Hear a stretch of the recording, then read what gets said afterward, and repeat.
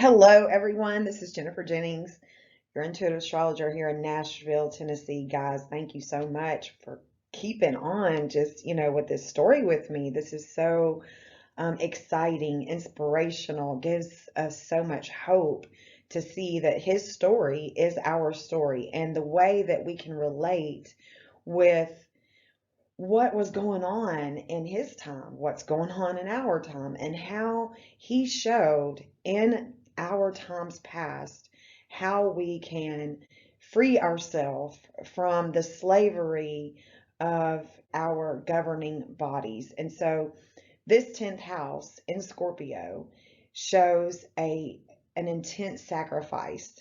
The healing that is taking place is intense. And these, Hades and North Node, Neptune, all being in retrograde, is showing that there is a past, that there's something that we're going back um, to see what it is that we can transform, because Pluto is a transforming energy. And so Pluto rules Scorpio. This house is an intense energy that is given, as North Node, there's just so much going on here. That's what we see with this 10th house. And the first aspect that he has is the midheaven. The midheaven is at 3 degrees. Again, numerology buffs would have a field day with the 10th and 11th house. But anyway, what is the 10th house? The 10th house is ruled by Saturn, Capricorn. This is the timing house, or the father of time. This house shows an adaptability that we can use or abuse with authority figures, governing bodies, how we are recognized in the public, in our public image. And this house correlates, or could correlate, with your calling or with your career. And so here in Christ's 10th house, it's also our 10th house, because Christ is in us and we are in Christ. We are one with Christ. And so this house is showing us that there is an intensity with the governing bodies and the way that we heal, ourselves, the way that we heal one another. And this is something that, Christ shows, that combining these energies was such an alchemical process for him.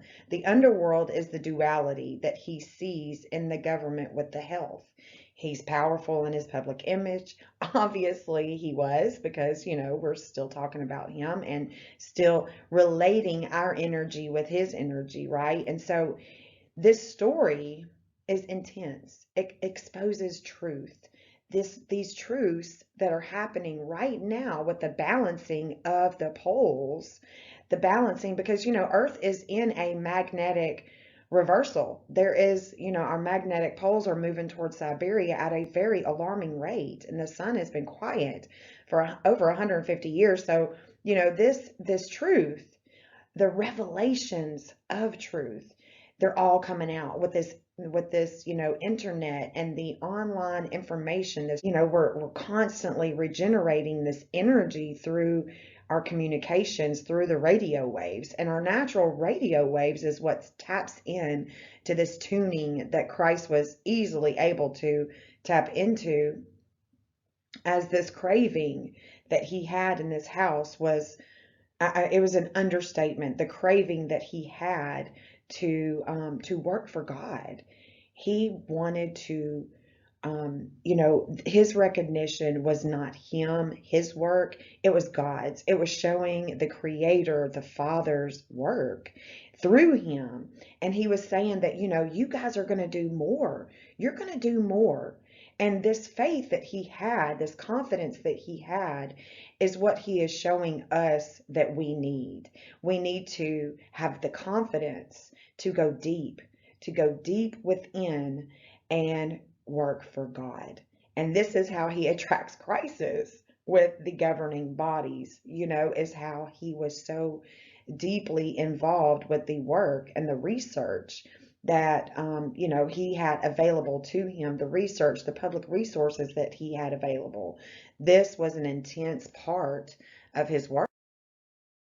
Hades, the god of the underworld, some also relate Hades to Pluto, but nevertheless, Hades in Greek mythology rules the underworld of the dead. And so here, this energy of death and decay, it's very strong in the government eye. And a strong Hades that he has here, this intensity that he has here, indicates definitely that this physician, this psychologist mentality, is something that he held dear with this work with God.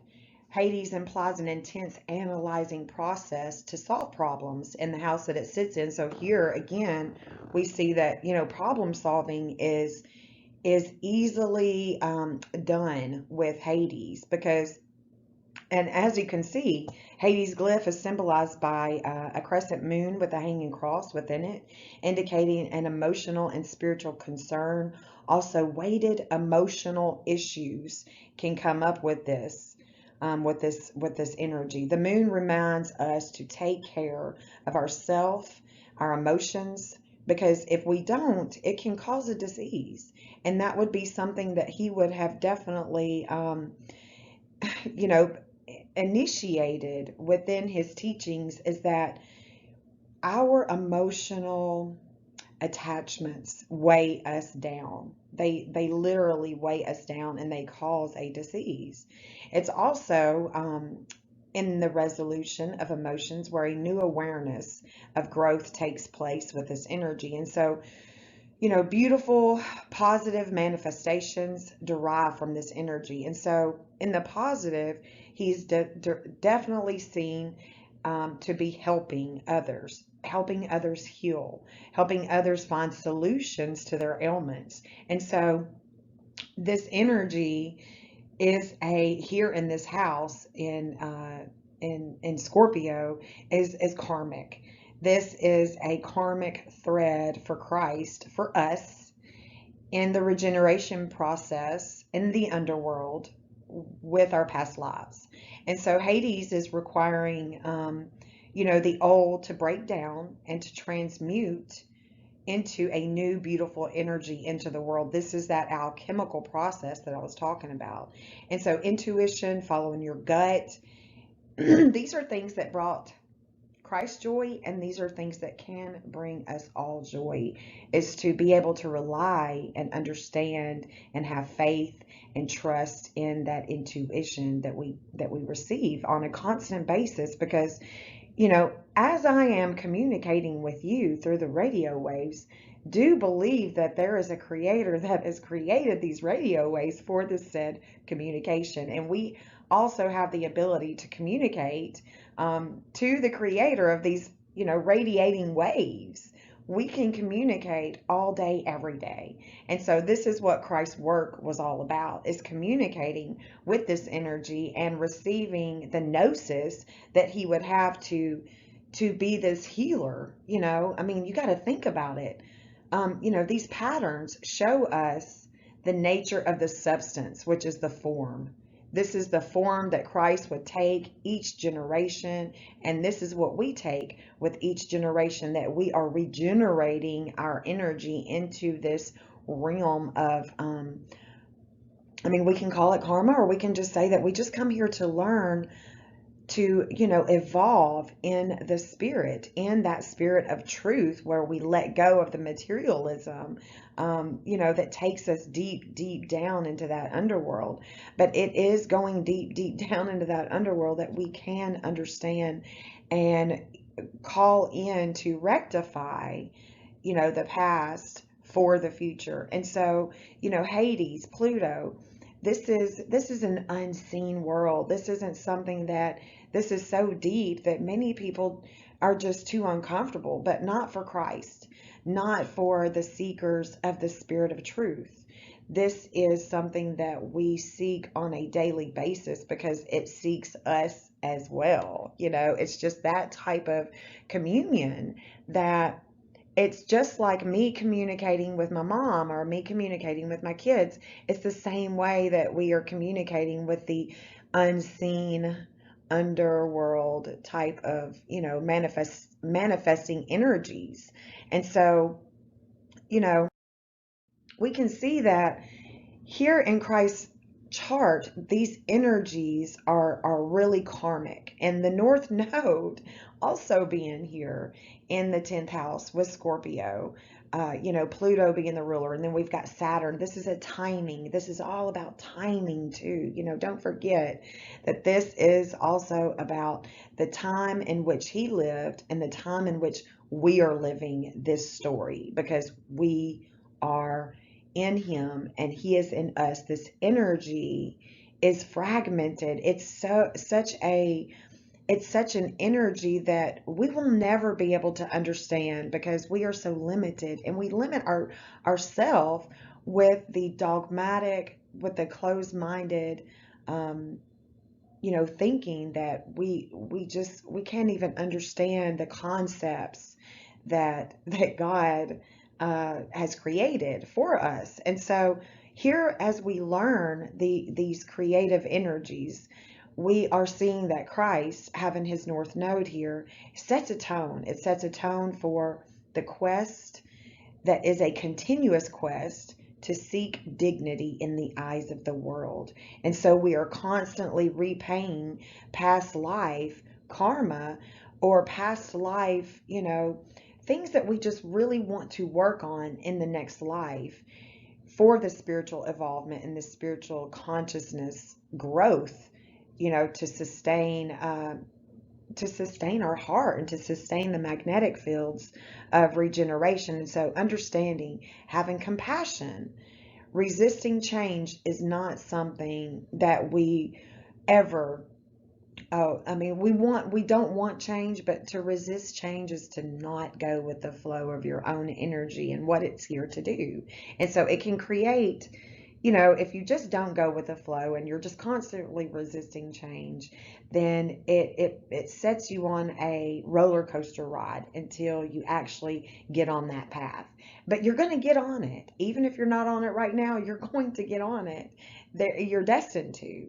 There's no way out to not meet your mark. And so resisting change is not something that Christ would have done. And it's something that we don't need to do. We need to embrace the change, because with change comes evolution. And so this is, seriously an intense energy that we have going on here with the justice, with the balancing of the scales, with the balancing of these poles. And so regeneration of energies is called here. And Christ having all this Plutonian energy, us having all this Plutonian energy, indicates intense transformation, like the snake shedding its skin, stripping away the old to make way for the new earth. So Neptune is the last aspect in the 10th house of Scorpio here, with the North Node, with Hades, and with his midheaven.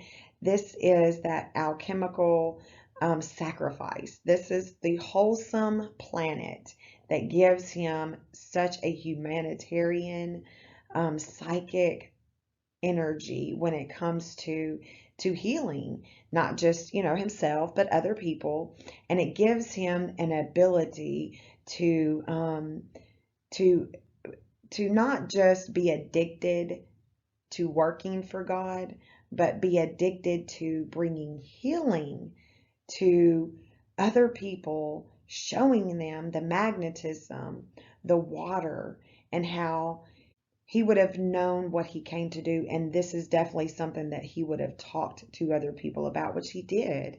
He told other people why he was here. He knew why he was here, and he was here to heal them, to heal the planet, and to bring about a new earth. Because medicine, this alchemical process, is a spiritual process based on spiritual principles and spiritual values. And so, this generation is our generation, his generation. This is a world population, and that's something that we can understand and be passionate about. And understand that this war that is constantly going on, that's been going on since the beginning of the Aryan epic, is our desires for the material versus our desires for a spiritual way of life.